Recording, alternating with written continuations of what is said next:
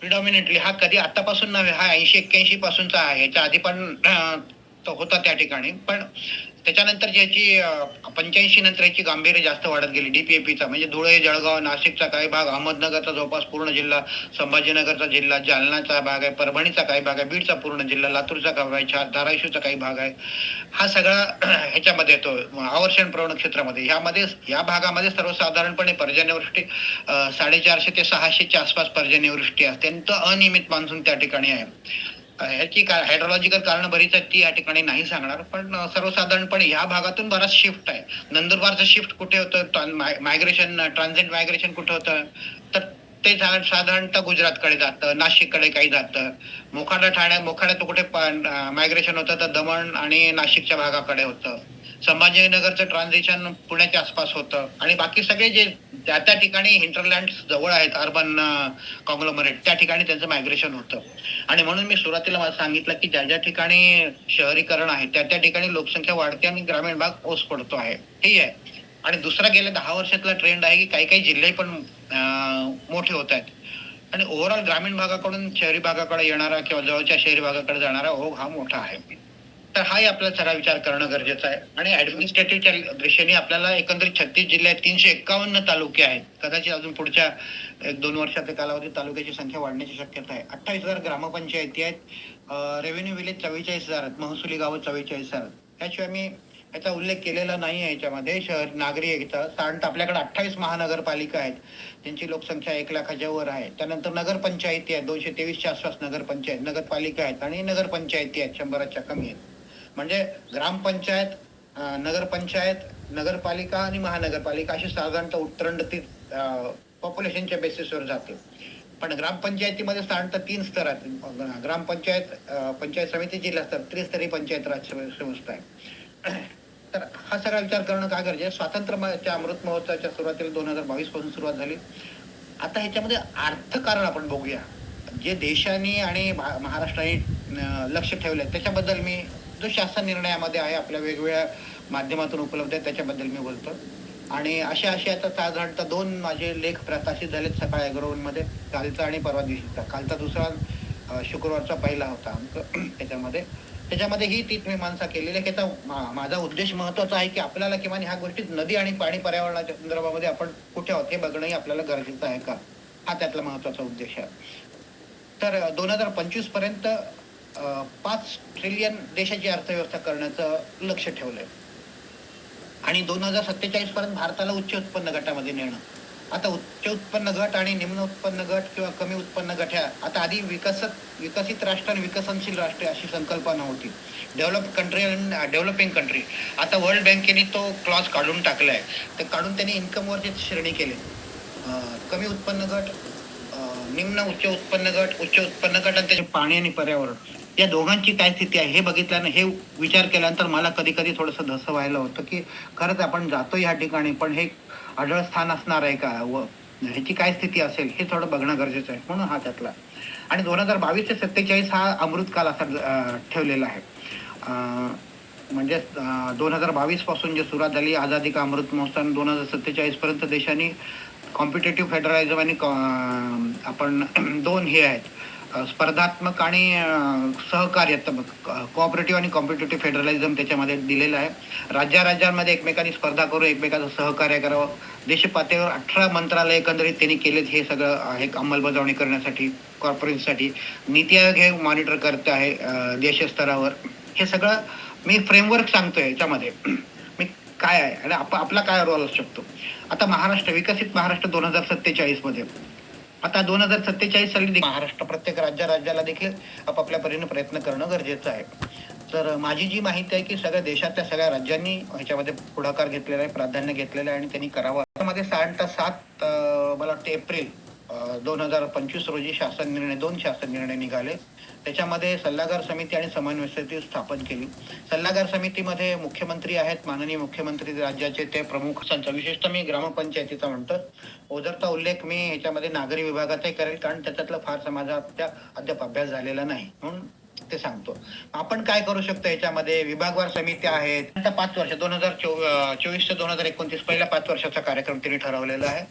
आणि 2035 म्हणजे महाराष्ट्र महाराष्ट्राच्या स्वातंत्र्याचा अमृत महोत्सव, महाराष्ट्र राज्याची स्थापना झाली तो 2035, तो ठरलाय. आणि तिसरा आहे 2047. या 3 टप्प्यामध्ये कशी आखणी करायची याच्याबद्दल स्पष्टता त्याच्यात दिलेली आहे. ठरणार आहे म्हणजे मी प्रायोरिटी काय देतोय, कृषी आहे, शिक्षण आहे, आरोग्य आहे, ग्रामविकास आहे, जलसंपदा आहे, पायाभूत सुविधा आहे, उद्योग आहे, सेवा आहे, तंत्रज्ञान आहे, मानव विकास आहे आणि सॉफ्ट पॉवर या सगळ्या क्षेत्रावर त्यांनी हे केले आहेत. म्हणजे अभ्यास समित्या केल्या आहेत. अभ्यास समित्याचे प्रमुख केले आहेत. काही अतिरिक्त मुख्य सचिव, काही मुख्य सचिवांना, काही मानपण जोडून विचार करणार आहोत आजच्या याच्या चर्चेमध्ये. असेल तर प्रति व्यक्तीच्या उत्पन्नात 3 पट वाढ होणे आवश्यक आहे. आवश्यक आणि सुशासन हे घेतले. त्यानंतर 4 स्तंभ दुसरे कुठले आहेत, युवा, गरीब. हे केवळ डीपीएपी एरियामध्ये नव्हे तर त्याच्यापेक्षा बाहेर पण झालं. ऍश्युअर्ड रेनफॉल एरिया जो आहे, लातूरचा काही भाग ऍश्युअर्ड रेनफॉल मध्ये, धाराशिवचा काही भाग पूर्वेकडचा ऍश्युअर्ड रेनफॉल म्हणजे खात्रीने त्या ठिकाणी 900च्या आसपास पाऊस पडतो, 800 ते 1000 mm आसपास पाऊस पडतो. तिथे देखील ताण आहे. आणि एवढं काय, आता डॉक्टर गोगुलवर सर सहमत असतील, आपल्या गडचिरोलीमध्ये देखील सुरुवातीला भाताला पाणी द्यावं लागतं, रोपांना पाणी द्यावं लागतं. तो ऍश्युअर्ड रेनफॉलचा भाग आहे आपल्याकडला. तीच परिस्थिती कडली आपल्याकडे जिथे हाय रेनफॉल एरिया आहे. म्हणजे हा केवळ डीपीएपी एरिया मधलाच प्रश्न राहिलेला नाही, तर तो वरती आणि खाली दोन्हीकडे सरकतो आहे. त्याच्यामुळं तणाव खाली असलेलं क्षेत्र वाढतंय. आणि मग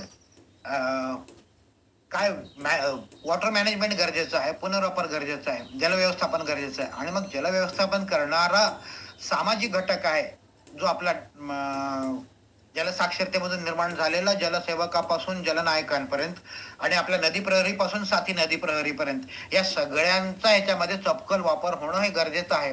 खरंच जर शासन चतुर असेल तर आपल्यासारख्या शैक्षणिक काम करणाऱ्या लोकांना समाविष्ट करून घेणं गरजेचं आहे. नव्हे ती काळाची गरज आहे, स्पष्टपणे दिसतंय. दशकामध्ये आपण जर बघितलं तर पूर चौपट, दुष्काळामध्ये तिप्पट वाढ झाली. का पूर तिप्पट आणि दुष्काळामध्ये चौपट वाढ झालेली. प्रत्येक दुसरं वर्ष हे दुष्काळाचं वर्ष आहे. आता रिसेंट उदाहरण घेऊ आपण, पुणे जिल्ह्यामध्ये शिरूर तालुका, शुभम आहे त्या ठिकाणी, पाबळ हा पूर्ण वेळगंगा नदीचा खोरा आहे. कम्प्लीट शुष्क खोरा आहे, निगेटिव्ह खोरा आहे, म्हणजे त्याच्यामध्ये तुटीचं खोर आहे. ही सर्वसाधारणपणे त्या ठिकाणी जूनला थोडासा पाऊस पडतो, जुलैला थोडा पडतो आणि नंतर सगळं पडतो तो सप्टेंबरला. ऑगस्टला पाऊस तिथे पडतच नाही. त्यामुळे खरीप येतात परतीचा पाऊस आला तर थोडीफार रब्बी येते, अन्यथा नाही. पण हे शहराच्या जवळ असल्यामुळे इथून मायग्रेशन, आउट मायग्रेशन जास्त नाही. फक्त कम्युटिंग इथून तिथे होत असते. म्हणजे काही चाकणला जातात, काही इतर MIDC मध्ये जातात. हा तिथला भाग आहे. तर त्या ठिकाणी मी कानूर मेसाई नावाचं एक गाव, त्या गावामध्ये आम्ही काम केलं होतं. आज काय त्या लोकांनाही निमंत्रित केलं होतं, आले असतील तर तेही जलाशयामध्ये जी भांडी तयार केली ती भांडी त्यांची भरलेली आहे. म्हणजे मला सांगायचं काय की पूर आणि दुष्काळात वाढ नक्कीच वाढ होते आहे. आणि दुसरा पर्यायच नाही ना. 4 महिने 5 महिने डॉक्टर अजित गोखले असतील तर त्यांनी बघितलंय नंदुरबारच्या याच्यामध्ये काय स्थिती आहे पाण्याची. तर लोक तिथे राहायला मागत नाहीत. तर 4-4 महिने 5-5 महिने बाहेर जातात. दुष्काळात वाढ झाली आणि पुरात पण झाली. महाराष्ट्रामध्ये विशेषतः बीड जिल्हा ज्या गणला जातो तोही डीपीएपी एरिया मधला बराचसा भाग त्याच्यामध्ये, त्या ठिकाणी आता पूर आहेत काही काही ठिकाणी. हे कारण काय ह्याचे आपण पुढच्या 1-2 स्लाइड मध्ये बघणार. काही मला ॲस्टॉनिशिंग 36 लाख दशलक्ष हेक्टर वर पीक नुकसान झाले पूर आणि दुष्काळामुळे.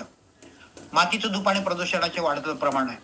मातीची धूप आपण इग्नोर करतो आहे. माझी सर्व नदी प्रहरींना, जलसाक्षरता केंद्राचे असलेल्या सर्व लोकांना माझी विनंती की मातीची धूप हे खूप मोठ्या प्रमाणावर होते आहे आणि प्रदूषणाचं प्रमाण वाढते तर दिसतच आहे त्या ठिकाणी. आता आपण ह्याच्याकडे येऊ, स्थानिक स्वराज्य संस्था आणि त्याचे आव्हान. तर ह्या स्थानिक स्वराज्य संस्था म्हणजे मी आता सुरुवातीला सांगितलं तसं ग्रामपंचायती पहिलीच कटिंग एरिया असलेली स्थानिक स्वराज्य संस्था. त्याच्यानंतर नगरपंचायत, थोडस 10,000च्या वर पॉप्युलेशन गेले की ते नगरपंचायतकडे झाले, 25,000च्या वर गेले की नगरपालिका जाते आणि 1 लाखाच्या वर गेले की ती साधारणतः महानगरपालिका होते. अशी सर्वसाधारणपणे त्यांना आव्हान काय आहे तर हा 40 विषयाच्या हस्तांतरित 85% निधी अनुदानावर ग्रामसभेचं कोरम अभावी तहकूब. हे 3 महत्वाच्या गोष्टी मी थोड्याशा सांगतो. हे जे ग्रामीण भागात काम करतात त्यांना सहज समजतं. 73वी घटना दुरुस्ती पुढे थोडासा मी ओझरचा उल्लेख करणार आहे. 73rd अमेंडमेंट मध्ये 29 विषय आहेत ज्याच्यामध्ये पाणी, पर्यावरण आणि जलसंधारण हा विषय आहे. हे सगळे अशी 29 विषय ग्रामपंचायतीकडे हस्तांतरित केले केंद्राने. 1992ला एप्रिलला तो मंजूर झाला. 73वी घटना दुरुस्ती 243 कलमामध्ये त्यांनी बदल केलेला आहे आणि ग्रामसभेला त्यांनी स्थानिक स्वराज्य संस्थाचा दर्जा दिलाय. म्हणूनच गडचिरोलीमध्ये आपण बघतो धानोरा किंवा लेखामेंढामध्ये दिल्ली मुंबईला आमचं सरकार, आमच्या गावात आम्हीच सरकार जे म्हणतात ना, त्याच्यामध्ये हा त्याच्यातला मूलभूत हे आहे. आणि आपल्याकडे 1958चा जो ग्रामपंचायत अधिनियम तयार झाला त्याच्यामध्ये ग्रामसूची तयार केली होती. मग ग्रामसूचीमध्ये 78 विषय 78 हा समजून घेणं गरजेचं आहे. नदी जरी आपण 100 किलोमीटर, 200 किलोमीटर, 500 किलोमीटर नदी, 1000 किलोमीटर जरी नदी असेल तर ती कुठल्या ना कुठल्या गावातून, महानगरातून, नगरातूनच वाहत जाणार आहे. त्याच्यामुळे तिच्यात काम जर करायचं असेल आपल्याला तर ते स्थानिक स्वराज्य संस्थांनीच आपल्याला काम करावं लागलं. ऍट वन गो कुठे आपल्याला करता येणार नाहीये, हे आपण लक्षात घ्यायला पाहिजे. आणि मग ती स्थानिक स्वराज्य संस्थांमधून जाते. अभिजित घोरपडेचं खूप सुंदर पुस्तक आहे, नदी वाहते म्हणून त्यांनी पुस्तक दिले. 4 पुस्तकांच्या त्यांच्या मालिका आहेत अभिजित घोरपडे भोवतालचे. त्यांनी त्याच्यामध्ये प्रदूषणाची स्थिती सांगितली आहे. काय ते म्हणजे एखाद्या गावात नदी येताना शुद्ध होते आणि नदी जाताना गावाच्या लोकांची अवकात दाखवते असं ते म्हणत असत. आणि वास्तव तेच आहे. नदी येताना खळाळत त्या ठिकाणी येते आणि नंतर ज्या ठिकाणी थोडंसं अर्बनायझेशन झालेलं आहे किंवा ज्या ठिकाणी स्थानिक स्वराज्य संस्थांची बळकटीकरण झालेलं नाही, दुर्लक्षित केलेलं आहे त्यांनी हा विषय, तर त्या ठिकाणी नदीची आणि पाण्याची आणि पर्यावरणाची अवस्था खूप गंभीर झालेली आहे. बघितलं केरळमध्ये 80% त्यांनी हस्तांतरित केलेलं आहे. जवळपास सगळ्याच आसपास त्यांच्याकडे 29 यशस्वी हस्तांतरित केले. वस्तुतः आपल्याकडला जो कायदा बघितला आपण 1958चा कायदा सगळ्यात आधी आपण केले आणि केरळचे वगैरे सगळे 1993चे कायदे आहेत, ग्रामपंचायत अधिनियम, पण त्यांनी पुढाकार घेतलाय. आणि आजही स्थानिक स्वराज्य संस्था विशेषतः ग्रामपंचायती ही 85% निधी अनुदानावर अवलंबून आहे. त्याच्या अनुदान म्हणजे केंद्राने द्यावा निधी, राज्यांनी द्यावा तर ग्रामपंचायती चालणार. आणि म्हणून त्यांच्याकडे जो पैसा आहे तो पैसा खूप अपुरा आहे. त्यांच्याकडे माणसांना पगार देण्यासाठी पण काही ठिकाणी पैसे नाहीत अशी स्थिती आहे. आणि लोकांनी स्वतःचं उत्पन्न जे आहे म्हणजे आपण OSR म्हणतो, ओन सोर्स ऑफ रेव्हेन्यू म्हणतो आपण, ओन सोर्स ऑफ रेव्हेन्यू खूप कमी आहे. मागणी प्रमाण साधारणतः कुठे 50% 60% पर्याय नाही. आणि land use land power pattern बघितलं तर हा कचरा त्यांच्याकडे सेग्रिगेट करून करण्यासाठी जी व्यवस्था नाही. म्हणून विनोद बोधनकरनी जे प्रायोरिटीनं हा विषय घेतला ना, कचरा एकत्र करणे, सागर मित्र, ते खूप रेलेव्हंट ह्या ठिकाणी असतं. तर हे आव्हानामधलं त्याच्या म्हणजे प्लॅनिंगसाठी त्यांच्याकडं प्रॉपर हे नाहीये, मनुष्यबळ नाहीये आणि पैसा नाही, दोन्ही गोष्टी आहेत. तिसरा मुद्दा म्हणून ग्रामसभा कोरम अभावी तहकूब. तर जो 73व्या घटना दुरुस्तीमध्ये सांगितलंय की ग्रामपंचायतीचे सगळे नियम हे ग्रामसभेमध्ये व्हायला हवेत. सगळे निर्णय ग्रामसभेमध्ये व्हायला हवे. ग्रामसभेमध्ये किमान ग्रामसभेच्या एकूण उपस्थितांपैकी, एकूण लोकसंख्येपैकी ग्रामसभेच्या सदस्यांपैकी 15% सदस्य किंवा 100 यापैकी जे कमी असेल ते उपस्थित राहावं असं त्यातलं सांगितलेलं आहे. पण हे नाहीच होत आहे. आता याच्यामध्ये प्रकाश पाटलांना हे स्पष्ट माहिती आहे, ते पंचायत समिती सदस्य होते या ठिकाणी. तर कोरम नसल्यानंतर तहकूब होते, तहकूबला कोरमची गरज नाही अशा ठिकाणी असेच 55% निर्णय असे होत आहेत. तर हे लोकसहभागी आहेत का त्याच्यामध्ये आपल्याला म्हणता येतं की लोकसहभागी याच्यामध्ये म्हणावं कायला, हा थोडासा आपला प्रश्न आहे. त्यानंतर ग्रामपंचायत सदस्यांना क्षमता बांधणी प्रशिक्षण. आम्ही वर्ध्याला गेलो होतो त्यावेळेस बेलखोडे सर आणि रहाणे आणि आपले हे होते भरतभाई महोदय त्या ठिकाणी सरपंच संघटना एकत्र आली होती. त्यांच्या काही सरपंचाचं प्रशिक्षण होतं आणि मला एक साधारणतः 2-1 तास बोलण्याची संधी होती त्या ठिकाणी.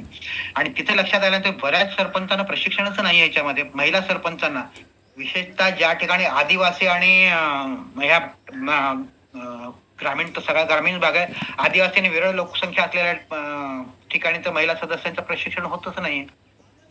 आता ह्याचं प्रशिक्षण देण्याची मुख्य जबाबदारी यशदावरच आहे. यशदा मार्फत प्रशिक्षणाचं नियोजन केलं जातं, त्या जिल्हा मुख्य कार्यकारी अधिकाऱ्यांना जबाबदारी दिलेली असते. परंतु ह्याच्यामध्ये औदासीन्य आहे, प्रशिक्षणामधल्या गुणवत्तेमध्ये अजून थोडं वाढ होणे गरजेचं आहे. आणि हँडहोल्डिंग जी गरज आहे जी त्यांच्यामध्ये येणं गरजेचं आहे ते नसल्यामुळं ह्या प्रशिक्षणाची गुणवत्ता आपल्याला थोडीशी कमीच वाटते. आणि त्यांच्याकडे आता एप्रिल 2026 पासून आपल्याला 16वा वित्त आयोग लागू होतोय. फंडिंग बहुतेक सगळे आता वित्त आयोगाच्या माध्यमातून मोठ्या प्रमाणावर होते आहे आणि बाकी पैसा आणि इतर निधीमधून त्यांच्याकडे पैसा येतो सध्या. पण ह्या पैशाचं नियोजन कसं करावं, पुढच्या साधारणतः 30 वर्षाचं 40 वर्षाचं नियोजन कसं करावं ह्याच्याबाबत स्पष्ट सूचना असूनही सक्षमता नसल्यामुळं तो तिथे गंभीर प्रश्न होतो आहे.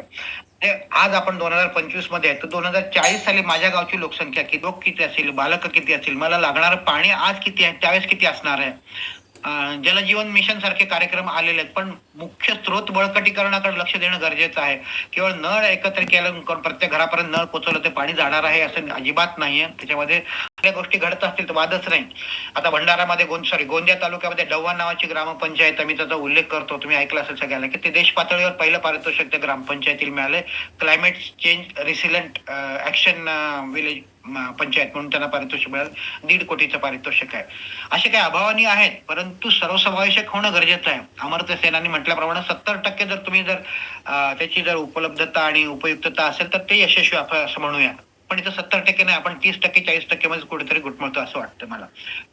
तिसरा म्हणजे प्रशिक्षणामध्ये सुधारणा आवश्यक आहे. मी इथं आपल्याशी कसा रेलेव्हंट आहे, तर आपल्याकडं दोन्ही आहेत, नदी प्रहरी आहेत, साथी नदी प्रहरी आहेत आणि जलसेवक आहेत, जलदूत आहेत, जलप्रेमी आहेत, जे ज्या ज्या ठिकाणी जागृत असतील त्यांनी या प्रशिक्षणामध्ये प्रशिक्षक म्हणून भाग घेणं गरजेचं आहे आणि त्यांना पाण्याच्या बाबतीमध्ये सांगणं गरजेचं आहे.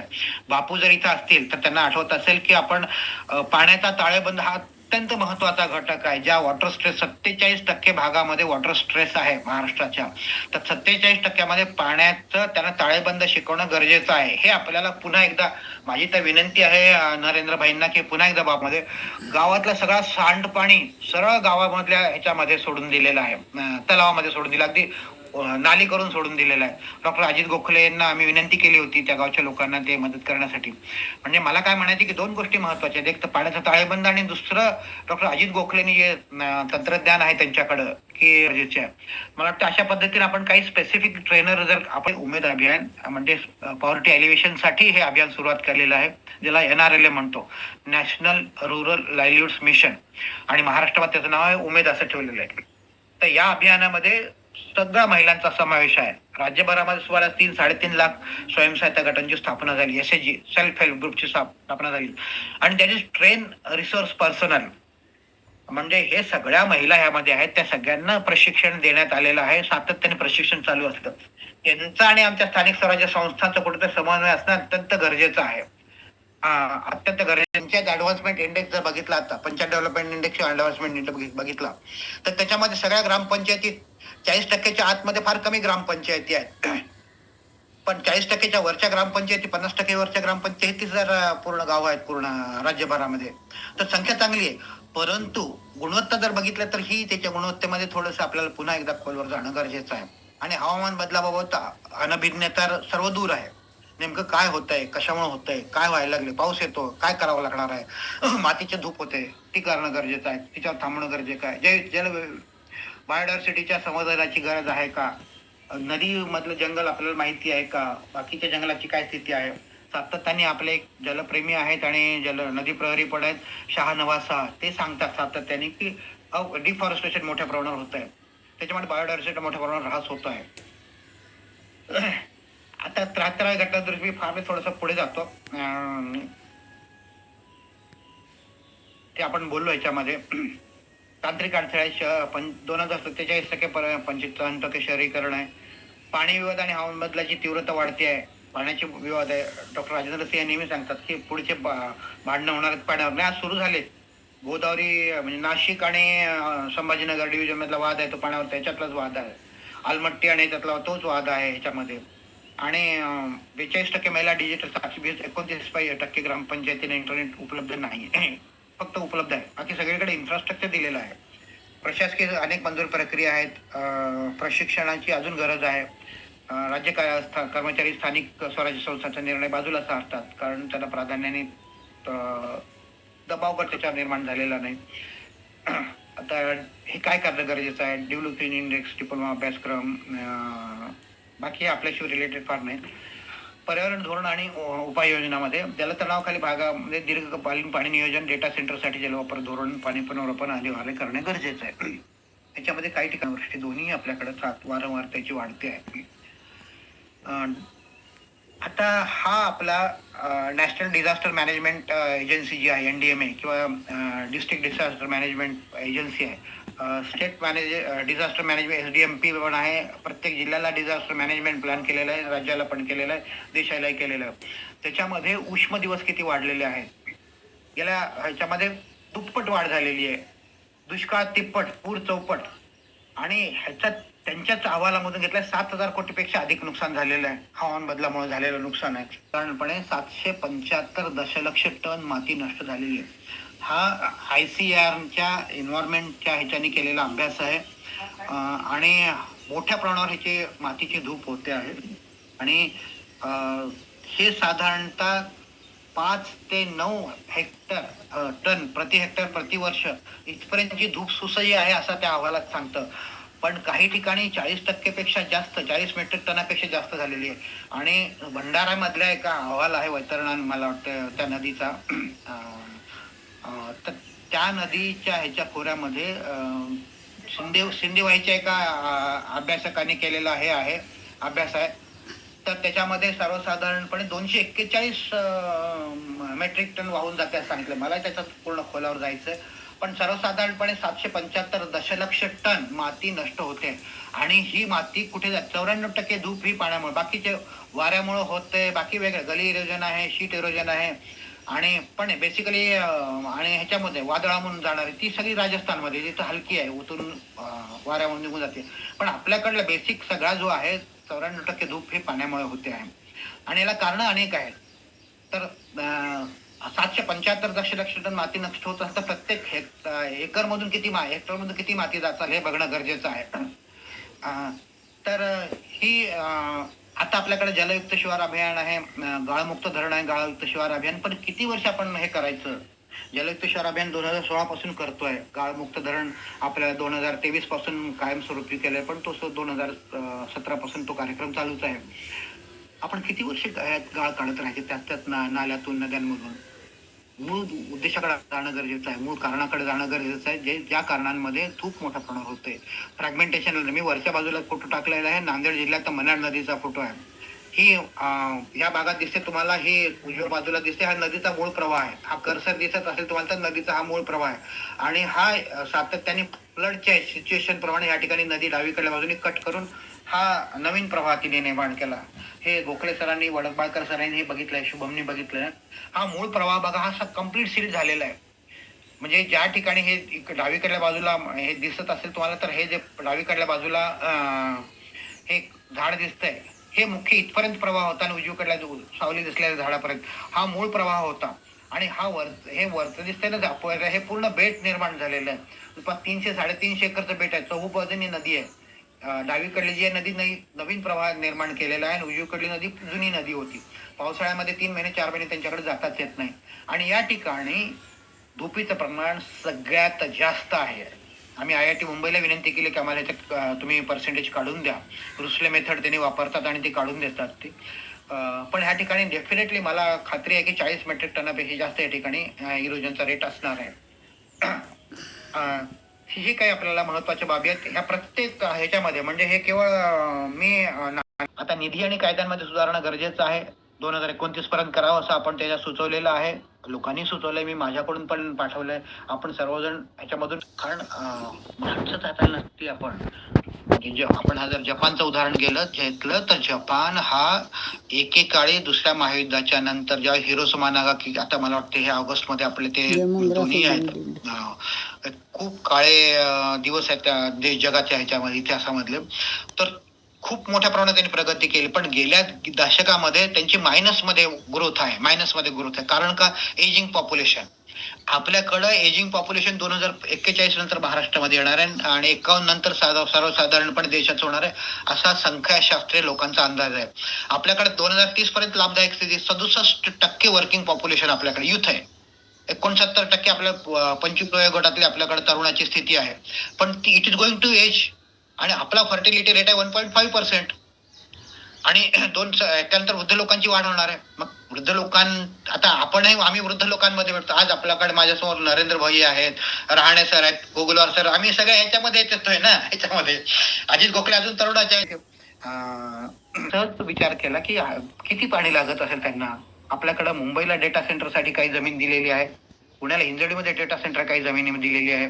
आपल्याला आर्टिफिशियल इंटेलिजन्स आणि मशीन लर्निंग, AI आणि मशीन लर्निंग आपण जर बघितलं, आता आपण बघू ChatGPT आपण सगळेजण प्रत्येक जण वापरणारे भरपूर जण. आणि याच्यासाठी मागं डेटा लागतो. हाय डेन्सिटी सर्व्हर त्यांच्याकडे वापरतात तिथे. आणि त्यांना लागणारं एनर्जी पण लागतं, अनइंटरप्टेड पॉवर सप्लाय लागतो. तर हे लागण्यासाठी पाणी किती लागत असेल? तर सर्वसाधारणपणे अ, तेही सांगतो, पण सर्वसाधारणपणे स्टील वापरासाठी महाराष्ट्रामध्ये जालना जिल्हा हा स्टील वापरासाठी प्रसिद्ध आहे. 1 टन स्टील तयार करण्यासाठी 10,000 ते 20,000 लिटर पाणी लागतं. 1 किलो फॅब्रिक तयार करायचं 200 ते 300 लिटर पाणी लागतं. पुणे हिंजवडी फार्मास्युटिकल हब आहे. इंडिया फार्मास्युटिकल हब होतो आहे. त्याला शुद्ध स्वच्छ पाण्याची गरज आहे. आणि मी आता सांगितलं त्याच्या डेटा सेंटरसाठी तर साधारणतः 10 मिलियन लिटर्स पाणी एका मोठ्या ह्याला लागतं. आणि त्यांच्या जनित्रासाठी लागणारं पाणी तर वेगळंच आहे. म्हणजे इव्हन डेटा सेंटर जरी करायचं असेल, ज्याला सर्व्हिस सेक्टर मधला जास्त जीडीपी मधला शेअर असणारा जो भाग आहे, तो जरी करायचा असेल, तर त्यालाही पाणी लागणार आहे. आज हिंजवडीची जर परिस्थिती बघितली, हिंजवडीमधून बरेचसे लोक बाहेर जात आहेत, असा रिसेंट अहवाल आहे. प्रदूषित पाणी आता हिंजवडीचं म्हणजे मुळा नदीच्या काठी असलेले हिंजवडी शहर आहे, त्या ठिकाणी रस्ते जलमय झाले, रस्त्याच्या नद्या झालेल्या आहेत. हे त्या स्थानिक स्वराज्य संस्थेने याच्याकडे पुरेसं लक्ष न दिल्यामुळे ह्या गोष्टी सगळ्या घडतात. ग्रीन हाऊस गॅस इमिशन हे हवामान संकट आहे. राज्याचा जीडीपी मध्ये 16% वाटा आहे. ग्रीन हाऊस गॅस इमिशन मध्ये 10% वाटा आहे. तेच परिणाम काय होत आहेत ते दिसत आहेत आपल्याला समोर. मुंबई शहराचं महाराष्ट्रामध्ये आता पुढच्या कालावधीमध्ये सगळे जे पॉप्युलेशन हब होणार आहेत, तर मुंबई, पुणे आणि नागपूर हे 3 मोठे पॉप्युलेशन हब होणार आहेत. कुठल्याही 55 लिटर पाणी आपल्याला मिळतं, 3.5 पट पाणी जास्त आहे. 26% पाणी गळती आहे आणि सांडपाण्यामध्ये प्रदूषणात भर आहे. हे सगळ्याला आपल्याला माहिती आहे, हे वास्तव आहे. आणि याच्यामुळे जो सगळा होतोय आणि अव्यवस्थित प्रशासन असल्यामुळं हा सीपीसीबीचा 2023चा अहवाल आहे. 55 नद्या प्रदूषित झाल्या आहेत.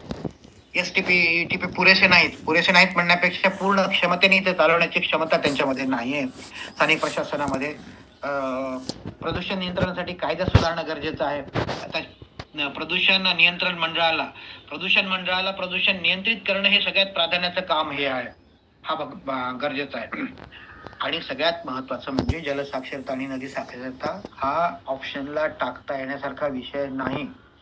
आता दोन्ही भागामध्ये आपण अर्बन एरियाकडे थोडंसं आपलं दुर्लक्ष झालंय, पण अर्बन एरियाकडे बघणं गरजेचं आहे.